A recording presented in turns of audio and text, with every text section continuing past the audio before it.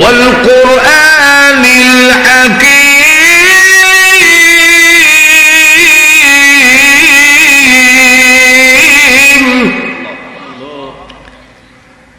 নামই হইতেছে। হঠাৎ করে অন্তরে এলহাম হইল, হ্যাঁ তোমার কারণে ইসলাম এবং মুসলমানের অবমাননা হচ্ছে। কিভাবে অবমাননা? কাফেররা ভাববে মুসলমান ওই জাতি, যেই জাতি নামাজের বাহানা দিয়া ফাঁসির থেকে কিছু সময় বাঁচার জন্য নামাজে গিয়া দাঁড়ায় আছে। তাই যত তিনি নামাজ লম্বা করবে ততই কিন্তু কাফেরদের ধারণা তোমাদের প্রতি, ইসলামের প্রতি অন্যরকম হবে। সঙ্গে সঙ্গে তিনি নামাজ শেষ করে দিয়ে বললেন ফাঁসি দাও। তারা বলেন ফাঁসি দেওয়ার আগে আরেকটা কথা জানতে চাই। সেটা কি? ও সেই কথাটা হল, আমরা পারবো না জানি, কিন্তু যদি কোনোদিন সুযোগ পাওয়া যায়, এটা সম্ভব না, মনে করো ধরে নাও, যদি কোনোদিন সুযোগ পাই মুহাম্মদকে ধরতে পারি, আর তোর বিনিময় এই ফাঁসির কাছে মুহাম্মদকে ধরাই একমত কিনা? হযরত খুবাইব রাদিয়াল্লাহু আনহু বলেন, কাফেররা যত কষ্ট দিয়েছ ফাঁসির কাছেও আমাকে ঝুলাবে। এই সকল কষ্ট যদি একত্রিত করা হোক, এর থেকে 1000 গুণ বেশি কষ্ট পেয়েছি আমার জীবনের বিনিময়। বিশ্ব নবীকে ফাঁসির কাছে ঝুলাবে দূরের কথা, বিশ্ব নবীর পায়ের মধ্যে একটা কাদার খোসা লাগবে। আল্লাহর কসম, আমি খুবাইব কোনোদিন বরদাস্ত করব না। বরং সকল কষ্টের চাইতে বেশি কষ্ট লেগেছে এই কথা না, এই প্রস্তাবটাই। তখন তো ফাঁসির কাষ্টে ঝুলাও, ফাঁসির কাষ্টে ঝুলাইছে, রশি লাগাইছে, ফাঁসির দড়ি সহ উনি কাবাঘরের দিকে ঘুরে যায়। কারণ কাবাঘরের দিকে চেহারা করে মরণ মুস্তাহাব। এখন এই অবস্থায় তিনি নিজের কাবাঘরের দিকে ঘুরে যায়, ওরা টান দিয়া চেহারা কাবাঘর থেকে ঘুরে এনে আবার তিনি ঘুরে, আবার টান দিয়ে ঘুরায়, আবার ঘুরে, আবার টান দিয়ে ঘুরায়। আল্লাহর সঙ্গে সঙ্গে ফেরেশতা বানায় দিয়ে বলেন, যাও খুবাইবের কানে গিয়ে বলে দিয়ে আসো, কাবাঘরের দিকে চেহারা করে মরণের কোনো দরকার নাই, ঈমান নিয়ে তার মৃত্যু হবে, যেই দিকে তাকায় সেই দিকে আমি আল্লাহ আছি। আয়াতটা স্মরণ করে দিয়ে আসো, ফাইনামা তুওয়াল্লু ফাতাম্মা ওয়াজহুল্লাহ। খুবাইবের প্রাণ যেই দিকে বের হবে সেই দিকে আমি মহান আল্লাহ তার সামনে হাজির আছি। সুতরাং এই কথাটা জানাই, ফেরেশতা যখন আইসা কয়, হ্যাঁ খুবাইব তোমার কানে কানে বলি, এত কষ্ট করার কোনো দরকার নাই, কোনো প্রয়োজন নাই, কাবাঘরের দিকে চেহারা করে মরতে হবে এমন কোনো দরকার নাই। ফাআইনামা তুওয়াল্লু ফাতাম্মা ওয়াজহুল্লাহ। তোমরা চেহারা যেই দিকে তাকবে এই দিকেই আল্লাহ আছেন, যেদিকে আছে তো খুশি দেখি, তুমি সেই দিকে তোমার প্রাণ দিয়ে ফেলো। আইসেন যখন তো একটা কাম করে, কি বলে, আমার পক্ষ থেকে শেষ সালামটা রাসূলের কাছে পৌঁছে দেয়। আইন দিয়া, শাসন দিয়া সাময়িক ভাবে ভালো করা যায়, স্থায়ীভাবে ভালো হয় না। আপনাদের দেশে দেখবেন আইনের মাধ্যমে ভালো করে, কিন্তু এরপরও দেখা যায় একটু সুযোগ পাইলে রেড সিগন্যাল মাইয়াত চলে যায়। যদি একটু সুযোগ পায় তাহলে এই যে বেল না মানলে যে 30,000 জরিমানা, এই জরিমানাটা যদি একটু সুযোগ পায় তো ছেড়ে দিতে চায়, স্থায়ীভাবে কেউ এটা আমল করতে চায় না। এটা শুধু পুলিশের ধরে আইনের ইয়েতে করবে, চাপে করবে, এই কারণে মানতে বাধ্য। কিন্তু আমরা যারা নামাজ পড়ি, আল্লাহর বিধিবিধান পালন করি, আমাদের বিরুদ্ধে কোনো আইন নাই, কোনো শাসন নাই, কিন্তু এরপরও নামাজে কেউ সহজে ফাঁকি দেওয়ার, সত্যিকার নামাজি যে নামাজে ফাঁকি দেওয়ার চেষ্টা করে না, 3 রাকাতের মধ্যে 2 রাকাত ফিরে দেওয়ানোর চেষ্টা করে না। ফরজ নামাজ 3 রাকাত 2 রাকাত পড়েই কেউ যায়, এরকম নাই। 4 রাকাত ফরজ নামাজ কেউ 2 রাকাত পরে শেষ করার চেষ্টা করে না, ফাঁকি দেওয়ার চেষ্টা করে না। এটা একমাত্র আল্লাহর ভয় এবং কিয়ামতের কঠিন ময়দানে আল্লাহর সামনে তারা জবাব দিয়ে করতে হবে। এই ক্ষুধাবিধিতার কারণে তার এই পরিবর্তন, আর এই পরিবর্তনটা স্থায়ী পরিবর্তন, ক্ষণিকের জন্য পরিবর্তন নয়। এই জন্য আল্লাহ রাসূল সাল্লাল্লাহু আলাইহি ওয়াসাল্লাম যখন নাকি এই অবস্থাটা বুঝাইতে পারছিলেন সাহাবায়ে কেরামকে, সাহাবীরা শোনো, মক্কার মানুষেরা শোনো, এই জীবন শেষ নয়, আবার মরার পরে আর একটা জীবন আছে, সেখানে আল্লাহর সামনে দাঁড়িয়ে জবাব দিয়ে করতে হবে। এই জিনিসটা যখন কোরআনের মাধ্যমে মক্কার কিছু লোককে বুঝাইতে সক্ষম হয়েছিলেন, তখন তারা কালিমা করে মুসলমান হয়ে গেল, তার ভিতরে ঈমান আসলো। এই ঈমান আসার পরে এখন তাদের প্রতি হাজারো নির্যাতন হয়েছে, হাজারো লোক দেখানো হয়েছে, কিন্তু দেখা যায় ঈমানের এই জায়গা থেকে, স্থান থেকে তাদেরকে সরাইতে পারে নাই।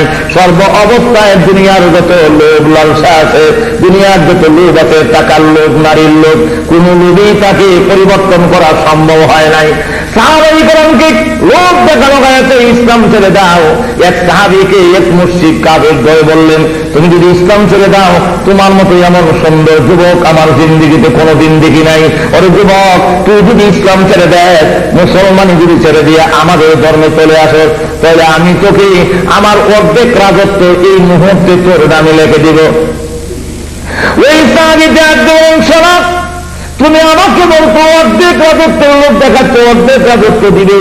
আর আল্লাহ নবী, বিশ্ব নবীর মাধ্যমে, কোরআনের মাধ্যমে আমি জানতে পেরেছি, মরার পরে ঈমান নিয়ে যদি ঈমানের মতো সম্পদ নিয়ে মরতে পারি, তাহলে কমসে কম আল্লাহ রাব্বুল আলামিন এই 10টা পৃথিবীর সমান একটা জান্নাত দান করবেন। শুধু তোমারটা হলো তোমার রাষ্ট্রের অর্ধেক দিবা, তামাম পৃথিবীর অর্ধেক না, শুধু তোমার রাষ্ট্রের অর্ধেক আমাকে দিবা ঈমান ছাড়লে। আর আমি যদি ঈমান নিয়ে, ঈমান এবং আমলের উপর অটল থাকতে পারি, তাহলে আল্লাহ রাসূল আমাকে সুসংবাদ প্রদান করেছেন যে এই পৃথিবীর, এই গোটা পৃথিবীর 10টা পৃথিবীর সমান নিম্ন একটা জান্নাত দেওয়া হবে। তাহলে বলো আমার কাছে দাম কোনটার বেশি? আমার কাছে সবচেয়ে দাম যেটা এই পৃথিবীর থেকে 10টা পৃথিবীর সমান, সেটা আমি ছেড়ে দিই। তোমার রাজত্বের অর্ধেক আমি কি করে গ্রহণ করতে পারি? আমার ঈমান কি করে ছেড়ে দিতে পারি? এই বিশ্বাস, এই উপলব্ধি, এই ইয়াকিন যদি মানুষের অন্তরে আসে, মুসলমান যদি কথা বুঝতে পারে যে আমি ঈমান আনার ফলে, আমি মুসলমান হওয়ার পরে আল্লাহ রাব্বুল আলামিনের পক্ষ থেকে আমাকে পুরস্কার দেওয়া হয়েছে এবং আল্লাহর সাথে আমি চুক্তিতে আবদ্ধ হয়েছি যে আমাকে জান্নাত দিবেন। আর জান্নাতের মধ্যে সবচেয়ে ছোট যে জান্নাত, এটা হলো এই পৃথিবীর 10টা পৃথিবীর সমান। সেখানে গাড়ি আছে, বাড়ি আছে, সব আছে। এই বিশ্বাস স্থাপন যারা করেছে, আর এই বিশ্বাসটা যাদের দৃঢ় হয়, তাদেরকে অমুসলিম পরিবেশও তাকে কখনো তাকে অন্যায় পথে, ভুল পথে পরিচালিত করা সম্ভব। ওই সাহাবীকে আবার বললেন, প্রস্তাব দিলেন, তোমাকে অর্ধেক রাজত্ব দিব। 2 নম্বর হলো, শুনে রাখো, আমার সুন্দরী একটা মেয়ে আছে, একমাত্র আমার একটি কন্যার কোনো সন্তান নাই। এই মেয়েটা তোমার কাছে দিয়ে দিব, আমার মেয়ে তোমার কাছে সুন্দরী মেয়ে দিয়ে দিব, পরে তুমি গোটা দেশের রাজত্বের মালিক হয়ে যাবে। এই কথা বলার পরে এমনি তিনি ডাকতে বলেন, রে কাদের, তুমি বলতো আমাকে সুন্দরী কন্যা দিবে, সুন্দরী মহিলা দিবে, সুন্দরী মহিলার লোক দেখায় আমি ইমানদারকে কখনো ইমান থেকে সরাতে পারবে না, ইমান আমল থেকে আমাকে ধরে নিতে পারবে না। এর কারণ আল্লাহ নবী, বিশ্ব নবী রাহমাতুল লিল আলামিন আমাদেরকে জানায়া দিয়েছেন, তোমরা যদি ইমানের উপরে অটল থাকতে পারো, ক্ষণিকের জীবন যদি তোমরা আল্লাহর কথা মতো জীবন পরিচালিত করতে পারো, তোমার আল্লাহর সাথে যে ওয়াদা করা, সেই ওয়াদা অনুযায়ী যদি জীবনটা আল্লাহ রাব্বুল আলামিনের কথা অনুযায়ী জীবন যাপন করতে পারো, তাহলে জেনে রাখো আল্লাহ রাব্বুল আলামিন জান্নাতের মধ্যে তোমাদের জন্য যে হুর করে রেখেছেন, এই হুরপুরের সাথে দুনিয়ার কোন হুরপুরের তুলনা হয় না।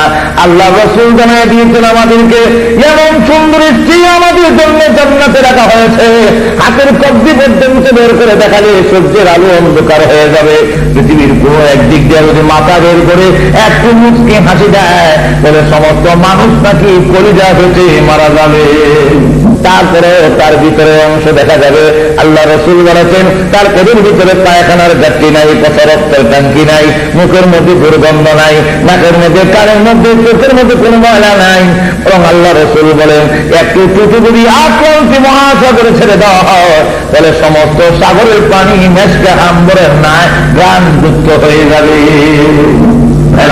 পরিবার চিন্তা করে ওই সাহাবী বলতেছেন, শোনো, তুমি বলতেছো সুন্দর স্ত্রী তুমি আমাকে দিবে, কিন্তু জানো না আল্লাহ রসুল বলেছেন আমি যদি এই অনিসলামিক পরিবেশে এই কাবিরদের সমস্ত যেখানে ঘেরাও করা আছে এই অবস্থায় যদি পৃথিবীর জগতে আল্লাহর সাথে ওয়াদায় চুক্তি আবদ্ধ হইয়া যে আবদ্ধ হয়ে আছে আমার জান মাল আল্লাহর কাছে আমি চলেছি জান্নাতের বিনিময়, সুতরাং আমি আমার জান্নাত খরিদ করার জন্য জান মাল বিক্রি করে দিলাম।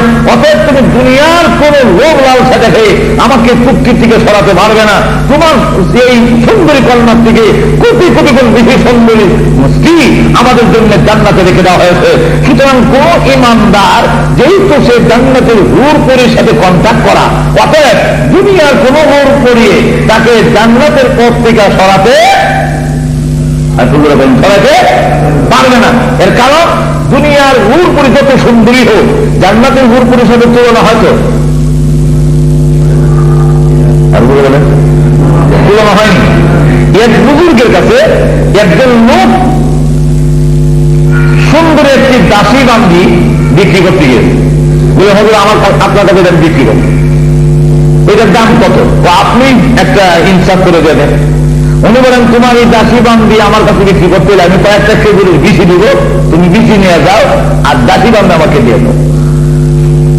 লোকটা বলতেছে হুজুর একটা দাসী বান্দি সুন্দরী একটি মেয়ে আপনার কাছে বিক্রি করবো আর আপনি তার বিনিময় বললেন কয়েকটা খেজুরের বিচি দিবেন। এই কয়েকটা খেজুরের বিচি কি দাসী বান্দির মূল্য হয় নাকি? উনি বললেন ভাই দিলে দাও না দিলে নাই, যা বলছি তাই বিচি বলেছি। তখন লোকটা বলতেছে আমি আর এই দাসী বান্দি নেব না, আপনি কি দিয়ে চলে যাব। তবে আমাকে বুঝাই দিতে হবে একটি সুন্দরী মহিলার বিনিময় খেজুরের বিচি হইল কিভাবে। উনি তখন বললেন বিচি হইল কিভাবে এটা বুঝাইতে গেলে তুমি আগে বলো তোমার এই দাসী বান্দির শরীরের ভিতরে পায়খানার ঘাটতি আছে, আছে তো? পচা রক্তের টাঙ্কি আছে তো? বলে হ্যাঁ আছে। তার নাকে কানে চোখে ময়লা আছে তো? মানে অবশ্যই আছে। তার মুখে দুর্গন্ধ আছে তো? তা তো কিছু থাকবেই। আর ব্রাশ না করলে তো, দাঁত না মারলে তো গন্ধের অভাবই নাই। তখন তিনি বললেন তোমার দাসী বান্দির ঘরের ভিতরে পায়খানার ঘাটতি, পচা রক্তের টাঙ্কি, নাকে ময়লা, কানে ময়লা, চোখে ময়লা, মুখের ভিতরে দুর্গন্ধ। আর আল্লাহ রাব্বুল আলামিন আমাদের জন্য যে বান্দি রেখেছেন, যেই মহিলা, যেই মেয়ে আমাদের জন্য জান্নাতে রেখেছেন, সেই জান্নাতি মেয়ের ভিতরে পায়খানার ঘাটতি নাই, পচা রক্তের টাঙ্কি নাই, নাকে ময়লা নাই, কানে ময়লা নাই, মুখের মধ্যে দুর্গন্ধ হবে দূরের কথা, তার মুখের মধ্যে সুঘ্রাণে ভরা। সেই দাসী বান্দির তুলনায় তোমারটার দাম কত হইতে পারে? একটা ব্যাগের ভিতরে যদি কেউ পায়খানার একটা পুটলা রাখে আর একটা পচা রক্তের একটা ব্যাগ রাখে, এরপরে আবার মনে করেন আরো কিছু ময়লা আবর্জনা পচা এদের ভিতরে রেখে আপনার কাছে এই ব্যাগটা বিক্রি করতে চায়, আর এই ব্যাগটার উপর দিয়ে খুব সুন্দর, এটার মধ্যে উপরে খুব চাকচিক্যময় এমন একটি ব্যাগ যদি আপনার কাছে বিক্রি করতে চায়, তাহলে আপনারা কি মনে করেন খেজুরের বিচি দিয়া আর উড়ির বিচি দিয়া আপনারা এই ব্যাগটা কিনবেন? কিনবেন নাকি? কেন কিনবেন না? বিনিময় কথা জিনিস খেজুরের বিচি দিয়া, উড়ির বিচি দিয়া কে কিনে? এরকম জিনিস আমি কিনতে রাজি না। তখন আল্লাহর ওলি বললেন, সেই আল্লাহওয়ালা লোকটা বললেন যে তোমার এই দাসী বান্দি আমাদের কাছে কোনো মূল্য নাই, সুতরাং দুনিয়ার কোন রমণী দিয়ে, দুনিয়ার কোন দেখায়া, কোন অসভ্য, কোন বর্বর নারী দিয়ে, চরিত্রহীন নারী দিয়ে তার ভিতরে ইমান নেই, সেই রমণী দিয়ে মুসলমানের ইমান নষ্ট করতে আরো যখন নষ্ট করতে পারবে না। ওই সাহাবীকে তখন বললেন তাহলে তোমাকে নির্যাতন করা হবে। তখন তিনি বলেন নির্যাতন করো আর যাই কিছু করো, কিন্তু আমার ইমান যে আমার থেকে সরাতে পারবে না। তখন ওনাকে জেলের মধ্যে আবদ্ধ করে রেখে দেওয়া হলো। এই অবস্থায় খাওয়ান দেওয়া হয় না, ভালো খাবার দেওয়া হয় না, তাকে খিঞ্জিরের গুস্ত দেওয়া হলো, আখ দেওয়া হলো, মদ তার সামনে হাজির করা হলো যে এই মদের পানি ছাড়া বিকল্প কোনো পানি দেওয়া হবে না। দেখবে তোমরা মুহাম্মদুর রাসূলুল্লাহর উপরে কতক্ষণ তোমরা অটল অটল থাকো, ইসলামের উপরে অটল অটল কতক্ষণ তোমরা থাকো, তোমাদেরকে এখন পরীক্ষা করে দেখা হবে। ওনাকে 18 দিন পর্যন্ত জেলের মধ্যে, কেউ বলছেন 8 দিন পর্যন্ত তাকে জেলের মধ্যে আবদ্ধ করে রেখে দেওয়া হলো। উনি এই 8 দিন বা 18 দিন পর্যন্ত জেলের ভিতরে রইলেন, এক গ্লাস মদের গ্লাস হাতে নিলেন না, আর খিঞ্জিরের গোশত গ্রহণ করলেন না।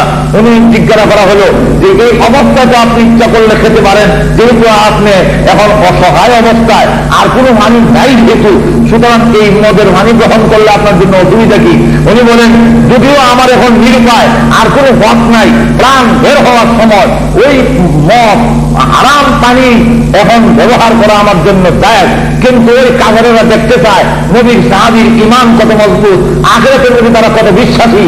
সুতরাং আমার যদি প্রাণ চলেও যায়, আল্লাহর কসম করে বলি আমি এক গ্লাস মদের গ্লাস গ্রহণ করব না।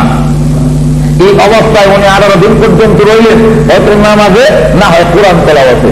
এই হারাম কাজে, এই হারাম নাচ গান, অর্ধল্যাংটা মহিলা ওনার সামনে নাচতে লাগলো, কিন্তু ওনার অবস্থার পরিবর্তন হয় না।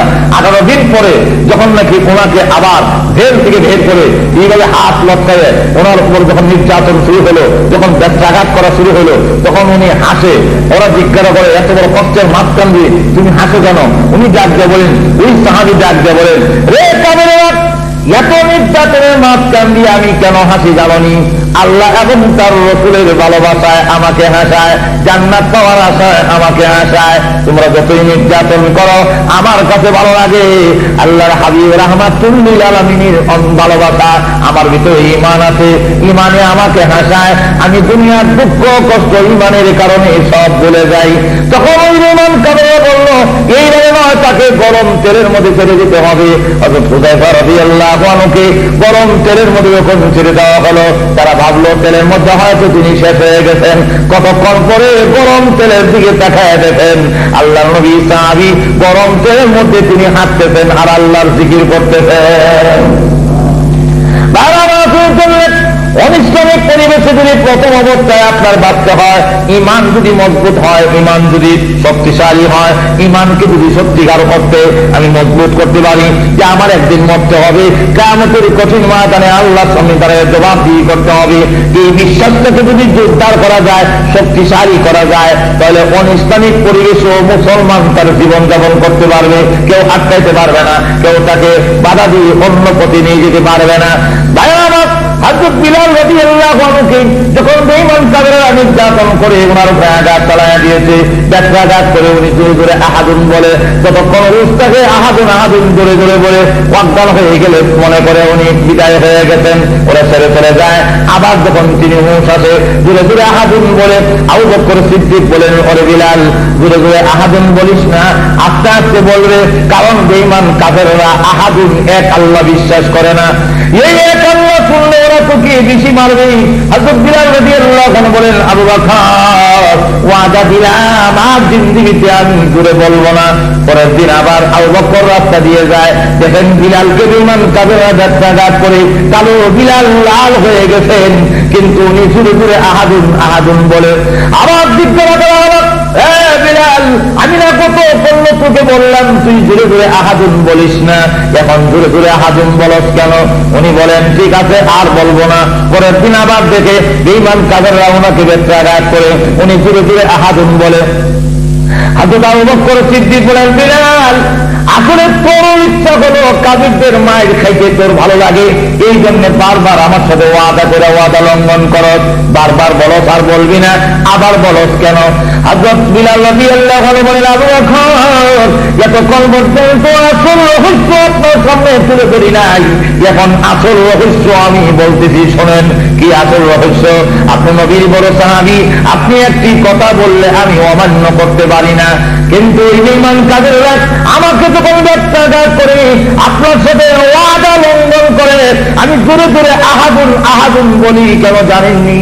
ওই কাফেররা যখন আমাকে মারে আর আমি জোরে জোরে আহাদুন বললে এত মধু এত মজা লাগে, ওদের নির্যাতনের কষ্ট আমি বিলাল একটু তার পাই না।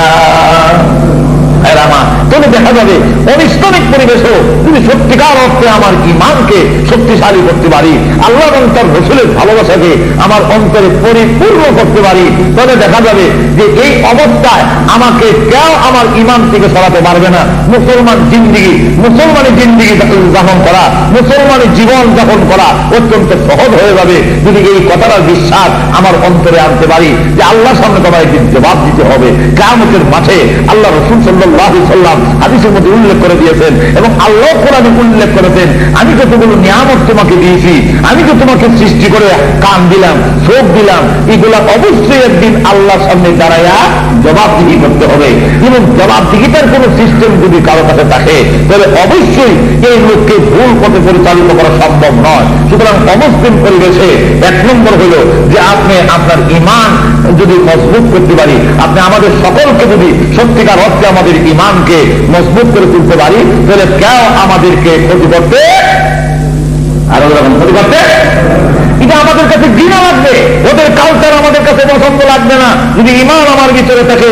যেমন দেখে আপনারা অনেকে সিগারেট খান, আপনাদের কাছে সিগারেট খাওয়া আর গন্ধটা খুবই ভালো লাগে, কিন্তু যারা সিগারেট খায় না তার সামনে যখন নাকি এই সিগারেট টান দেওয়া হয় তখন গুণির ভাব হয়, গুণির ভাব হয় ভাই এটা বন্ধ হয়, আমার গুণ হচ্ছে, কারণ আপনি সিগারেটের গন্ধ সহ্য করতে পারতেছেন না।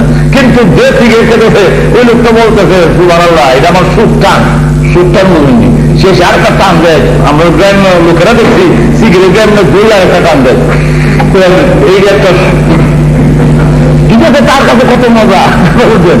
এখন তার কাছে আমার যে কি আরাম পেয়েছি এটা তুমি বলবো কি, কিন্তু ওনার কাছে খারাপ লাগতেছে। ঠিক তেমনি হবে যাদের ভিতরে ঈমান আছে, যাদের ভিতরে আল্লাহর বিশ্বাস আছে, পরকালে বিশ্বাস আছে, জান্নাতে যাওয়ার আগ্রহ আকাঙ্ক্ষা যার ভিতরে আছে, তার কাছে দুনিয়ার এই সমস্ত যারা মনে করে যে আলটা মডার্ন হয়েছে যাদের কাছে খুব সুন্দর লাগে, কিন্তু ইমানদারের কাছে অত্যন্ত ঘৃণা লাগে, এগুলো পছন্দ লাগে না, তার কাছে গান্দা পোছা আবর্জনা লাগে, কারণ তাকে কখনো সরাতে পারবে না। সে মৃত্যুবরণ করার সাথে সাথে আল্লাহর অনন্ত কালের জন্য শান্তির মহাকেন্দ্র জান্নাতে চলে যাবে। কি বলেন, ঠিক না? ঠিক না? সুতরাং তার কাছে এই আনন্দ, এই দুনিয়ার এই সমস্ত কোনো কিছু অনিষ্টমিক পরিবেশটা, তার কাছে কালচারটা তার কাছে খারাপ লাগবে। আর যত ঈমান দুর্বল হবে তত ওই কালচার আমার কাছে আইতে থাকবে, আর কালচার আমার কাছে ভালো লাগতে লাগবে। কি বলেন, কি কর? আল্লাহ রাসূল আরেক হাদিসে উল্লেখ করছে, দেখেন লক্ষ্য করে, ডায়াবেটিস কার ভিতরে আছে কার ভিতরে নাই, এটা পরীক্ষার জন্য হাসপাতাল থেকে একটা যন্ত্র দিয়ে দেওয়া হয়। এই যন্ত্র দিয়ে আপনি নিজেই পরীক্ষা করেন, গ্লাসের ভিতরে একটা ভাইবের ভিতরে পানি রেখে পেশাব রেখে এখন একটা টিউব দেওয়া হয়, ওইটার মধ্যে দিবেন, যে দেখবেন আপনার এটা ডায়াবেটিস কি পরিমাণ আছে এটা বোঝা যায়। আছে না এরকম যন্ত্র? আছে না? তাদের ডায়াবেটিস, এই দেশে তো ডায়াবেটিস প্রায়ই আছে, কারণ চা বানাইতে গেলে দিঘান লেগে কয়টা চিনি দিত, চা চিনি আলাদা তখন হয়ে গেছে আপনাদের দেশে। আমাদের দেশে কিন্তু চা চিনি আলাদা হয়েছে না, এখন চা আইলে চিনি খেয়ে যাইব, আর আমাদের দেশে চা আর চিনি আলাদা। এত বোঝা গেল ডায়াবেটিসের সংখ্যা বেশি না কম? আর এখন বেশি না কম? বেশি। এখন ডায়াবেটিস কার ভিতরে আছে কার ভিতরে নাই এটা বোঝার জন্য আপনি এই ইয়ে করবেন, এই টিউব দিলে বোঝা যায় আছে কি নাই। ঠিক তেমনি ভাবে আল্লাহু আকবার, আল্লাহ রাসূল বলেন কার ভিতরে ঈমান আছে কার ভিতরে নাই এটা বুঝবো কিভাবে? এটার বুঝার কোন উপায় আছে কিনা? এমনি টুকু কথা দিয়া সকলেই মাপে দোকানে দেখবেন গিয়া মৌলবী সাহ কলমদ্দি মৌলবী লিখিব ঈমান বড় দুর্বল, আর আমরা নামাজ দেবো না খতম পারি ঈমান বড় শক্ত, বুকে টাকা দিয়া মাপে। সে মনে করছে বুকে টাকা দিলে যে এক আওয়াজ হয়, এটি মনে হয় ঈমানের আওয়াজ, কিন্তু তার ধারণা আবার দেখতে হয়েছে এটা ঈমানের আওয়াজ নাকি? এখন আল্লাহ রাসূল তো আল্লাহ নবী, কার ভিতরে ঈমান আছে কার ভিতরে ঈমান নাই এটা বুঝবো কেমনে? রাসূল বলেন মিটার তোমাদের হাতে দেওয়া হবে, তোমরা নিজেরাই মিটার দিয়ে মেপে দেখো কার ভিতরে ঈমান আছে কার ভিতরে ঈমান নাই। মিটারটা কি বলবো নাকি? হাদিসের মধ্যে আল্লাহ রাসূল বলেন ইযা সারাকা হাসানাতুকা ওয়া সাআতকা সাইয়্যাতুকা ফাআনতা মুমিন। আল্লাহর হাবিব বলেন যার নাকি ভালো কাজ করলে ভালো লাগে নামাজ পড়তে ভালো লাগে, কোরআন তেলাওয়াত করতে ভালো লাগে, পর্দায় থাকতে ভালো লাগে, তারপরে আপনার কোরআন তেলাওয়াত করতে ভালো লাগে, এইভাবে দান করতে ভালো লাগে, দান করতে পারলে আনন্দ পায়, মসজিদে গিয়ে হাজির করে আনন্দ পায়, রোজা রাখতে ভালো লাগে। আল্লাহ রাসূল বলেন ভালো কাজ করলে যদি মনে খুশি লাগে, আর গুনার কাম করলে যদি মনে মনে খারাপ লাগে, ওই সমস্ত উলঙ্গ বনানো মহিলা দেখলে তার কাছে খারাপ লাগে, ভালো লাগে না। নাচ গান দেখলে, আমোদ ফুর্তি দেখলে, মদের আড্ডাখানায় যখন দেখেন আছে, এই অবস্থা যখন দেখে তার কাছে ভালো লাগে না। সমস্ত গুনার কামগুলো তার কাছে খারাপ লাগে। ভালো কাজ করতে যদি মনের মধ্যে আনন্দ জোগায়, আল্লাহ রাসূল বলেন ওরে আমার উম্মতেরা বলবে তুমি সত্যিকারের মুমিন। এখন নিজেই আমি ফতোয়া দেব না, আপনারা নিজেরা নিজেরা একটু হাঁটবেন আর চিন্তা করবেন, আমি একটু পরীক্ষা করে দেখি তো ওই দিকে, তাহলে ভালো লাগে না খারাপ লাগে। এরপরে আপনারা নিজেরাই সিদ্ধান্ত নিয়েন কোন অবস্থায়। আমি আর নিজে বিচার করতে লাগবে। এই জন্য অমুসলিম পরিবেশে মুসলমান জিন্দিগি যাপন করতে হলে প্রথম নম্বর হলো আপনার ঈমান আমলকে মজবুত করতে হবে। 2 নম্বর হলো আমাদেরকে আমি এবং আমার পরিবার, আপনারা এবং আপনাদের পরিবার সকলকে গুনার কাম থেকে বাঁচাবার জন্য দায়িত্ব গ্রহণ করতে হবে। কি বলেন? বলেছেন ঠিক না? মুমিন যখন তার পথে পরিচালিত হবে, আল্লাহ বলেন তোমার যেখানে গিয়ে ক্ষমতা শেষ হবে, অমুসলিম পরিবেশে যখন তুমি চলতে থাকবে, আর তোমার যে ক্ষমতা আছে সকল ক্ষমতা প্রয়োগ করে তুমি যেখানে ব্যর্থ হবে, আমি আল্লাহর কুদরতি ক্ষমতা সেখান থেকে শুরু হবে। ওয়া কানা হাক্কান আলাইনা নাসরুল মুমিনিন। আল্লাহ রাব্বুল আলামিন বলেছেন মুমিনের উপরে সাহায্য করা আল্লাহর কর্তব্য। কার কর্তব্য? আল্লাহর কর্তব্য। ইউসুফ আলাইহিস সালাম দেখেন, জুলেখা যখন নাকি তার দরজা লাগিয়ে দিল, 7টা গেট লাগাইছে, 7টা গেট লাগে। এখন একজন হলো মুমিন, আরেকজন হলো গোলাম। ইউসুফ আলাইহিস সালাম তো কিনে নিছেন নাকি? এখন অবস্থাটা হলো যে ইউসুফ আলাইহিস সালামকে তো মানে টাকাটা কিনে নিছে, জুলেখা হলো মুমিন। ঘরের গেট লাগায় বলে আমার আজ ওখান করা করতে হবে, আর না হয় তোমার উপায় নাই, যাওয়ার কোনো মত নাই, যাবে কোথায়? মনিকের পক্ষ থেকে যদি সাহস এই কথা কওয়া হয়, ইমন সুযোগ দেওয়া হয়, তো আমরা তো ইমন সুযোগ করে গ্রহণ করে নিই। কি বলে? ইংরেজের পক্ষ থেকে যদি ইমন দেওয়া হয়, একজন ইংরেজ সুন্দরী যদি কথা বলে, এই বাঙালি তুমি তো আনলিগেল লিগেল হতে চাও, আমার কাজ তো হাসিল করো, তবে এক বাংলা বাদ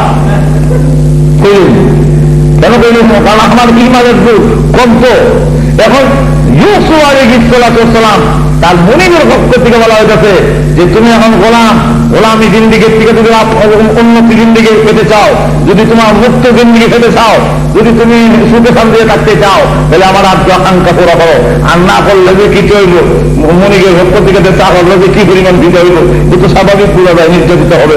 তাহলে ইউসুফ আলাইহিস সালাম বলেন আল্লাহ আমি এখন কি করি, আমার তো এখন বাঁচার কোনো উপায় নাই। আপনি যেখানে তফসিরি কিতাবে লেখে ইয়াকুব আলাইহিস সালামের ছবিটা, ওনার আব্বার ছবি ওনার চোখের সামনে তুলে ধরতেন, 2 দাঁতের মাঝখানে আঙ্গুল কামড় দেয়া চিন্তিত অবস্থায় ঘুরে দেখেন। এই অবস্থায় ধরে তুললেন আল্লাহ রাব্বুল আলামিন। ইউসুফ আলাইহিস সালাম থেকে ওনার বাবার ছবি ওনার চোখের সামনে দেখা যায়, টেলিভিশনের পর্দার মতো আঙ্গুল কামড় দিয়ে রাখছেন। অর্থাৎ ছেলের কার্যকলাপে তিনি অত্যন্ত ব্যথিত, অত্যন্ত চিন্তিত। এই দৃশ্য দেখার পরে তিনি লজ্জা পেয়ে গেলেন। শুধু তা না, আরেক তফসিরের মধ্যে দেখা আরেকটা লিখছেন, বিষয়টা হইল ওনার চোখের সামনে একটা আয়াত ভেসে উঠলো, ওয়ালা তাকরাবুজ জিনা ইন্নাহু কানা ফাহিশাতাও ওয়া সাআ সাবিলা। জিনার কাছেও যেও না, এটা অশ্লীল দেখাপনা রাস্তা, এই রাস্তায় যেও না। ইউসুফ আলাইহিস সালাম বলেন এখন যদি দোয়া করি, আল্লাহ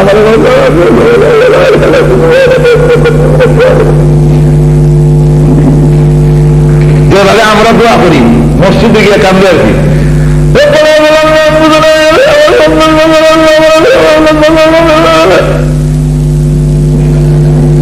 হাদিস শরীফের মধ্যে আছে আল্লাহ ব্যাখ্যাও না, মসজিদের বাইরে তোমার কেউ বলছি ব্যাখ্যাইছে না।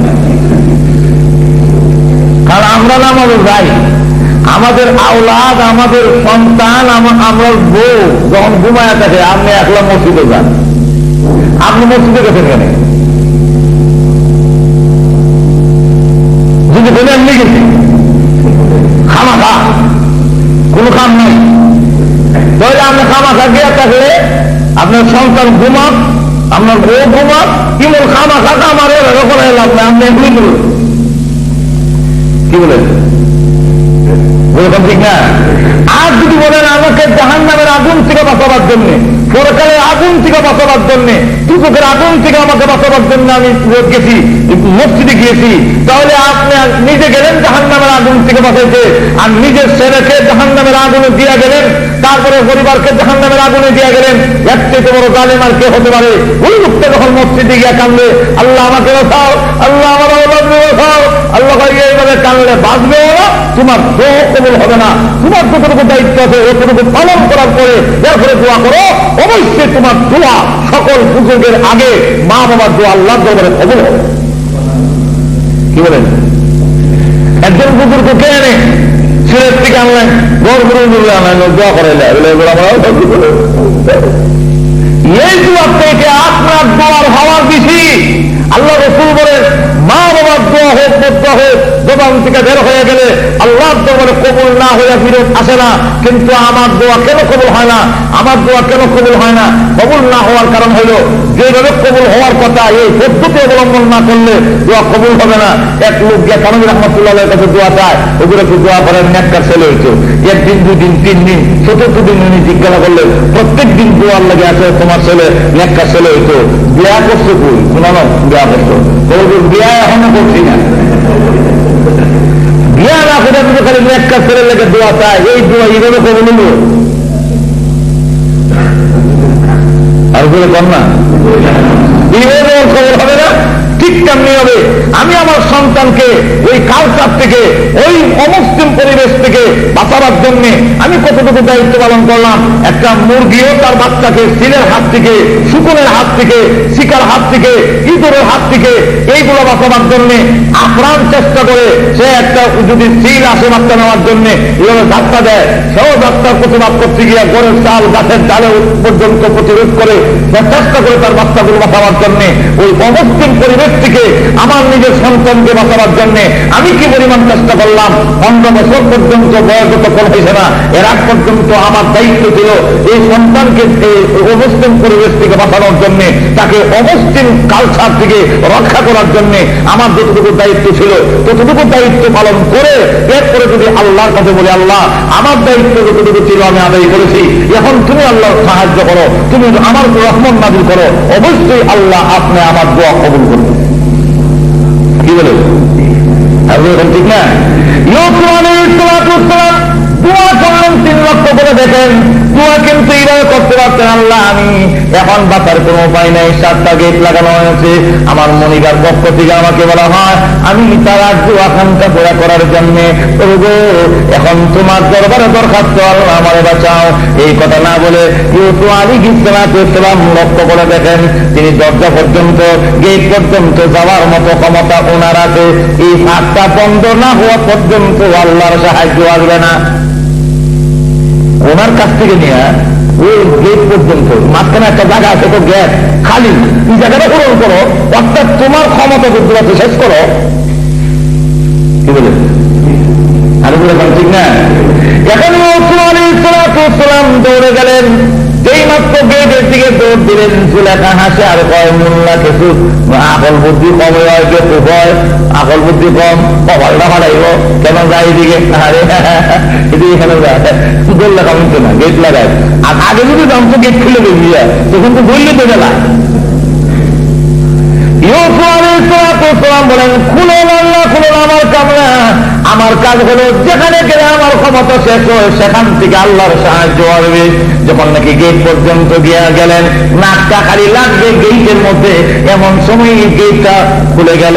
যখন খুলে গেছে গেট খুললো কেন, তালা লাগালেন, খুললো কেন, এমন কিছু দৌড় দিছে, ইয়া লাগাল হয় না, ওই সামনে কোনার লাগাল হয় জানেন। এইভাবে এক একটা গেটের কাছে যান, আর তখন দরজা খুলে দেওয়া হয়। এক একটা গেটের কাছে যান, তখন দরজা খুলে দেওয়া হয়। এইভাবে যখন নাকি ভাইরা আমার এক একটা গেট করে যখন নাকি খোলা হচ্ছে, ইউসুফ আলাইহিস সালাম 7টা গেট পার হয়ে চলে আসলেন। ঠিক তেমনি ভাবে আল্লাহ রাব্বুল আমিন বুঝাইয়া দিলেন, আমাদেরকে জানাইয়া দিলেন, ওরে বান্দারা, তোমাদের যতটুকু ক্ষমতা আছে এতটুকু ক্ষমতা প্রয়োগ করো জাহান্নামের আগুন থেকে বাঁচার জন্য, আমার চুক্তি রক্ষা করার জন্য। তোমরা তোমার ক্ষমতা যেখানে গিয়ে শেষ হবে, আমি আল্লাহ রাব্বুল আমিন তোমাকে সেখানে সাহায্য করব। তোমাদের ক্ষমতা যেখানে শেষ হবে সেখান থেকে আমার সাহায্য শুরু হয়ে যাবে। তাহলে এখন আসুন, 1 নম্বর হলো আমাদের ঈমান আমলকে একটু মজবুত করতে হবে। দৃঢ় বিশ্বাসটা কিয়ামতের মাঠে আল্লাহর সামনে আমি দাঁড়াতে হবে। এই বিশ্বাসটা যদি দৃঢ় করতে পারি, তাহলে অমুসলিম পরিবেশে আমার ঈমান আমল নষ্ট হবে আর কোন জিনিসটা হবে না।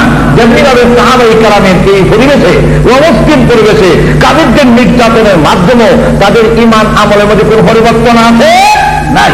দেশ ছাড়ছেন, আত্মীয় স্বজন ছেড়ে দিয়েছেন, তাম পৃথিবী ছেড়ে দিয়েছেন, কিন্তু তথাপি তাদের ঈমান থাকতে রাজি।